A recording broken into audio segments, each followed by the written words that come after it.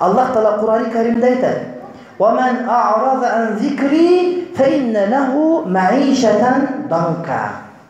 Kimde menin zikirimden, Kur'an-ı Kerim'den baş tartsa, hakikat aytıp atsan, din aytıp atsan, şeriat aytıp atsan, Kur'an aytıp atsan, fıkıh aytıp atsan, akide aytıp atsan, yok atene muşinken elimiz dışında bolğan dep sen baş tarta turgan bolsоң, sana maişeten danka or kıyınçılık kor bolup ошону берип коебуз дейт.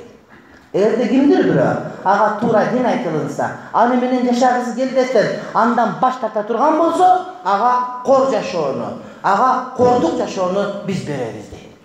Этият болуш керек. Дин айтылып атканда угуш керек, амал кылыш керек, ошондо гана бактылуулук келет. Сен ойлоп турган маселеге уюну каалагандай сал, каалаган аткана сал, сага каалагандай бак кыл.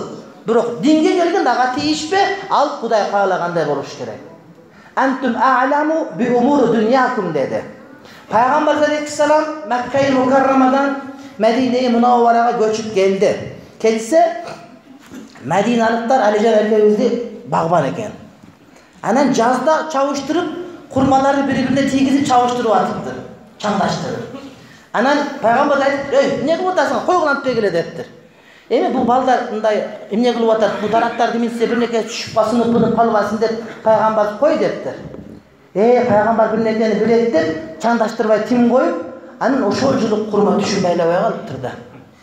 Анан пайгамбар айтты: "Туугандар, эмне бул түшүнүңөр жок десе, чандаштырбаса сиз келип антпек эле дегенден биз антпей койдук эле. Аят бар экен, ушунда хадис бар экен" деп.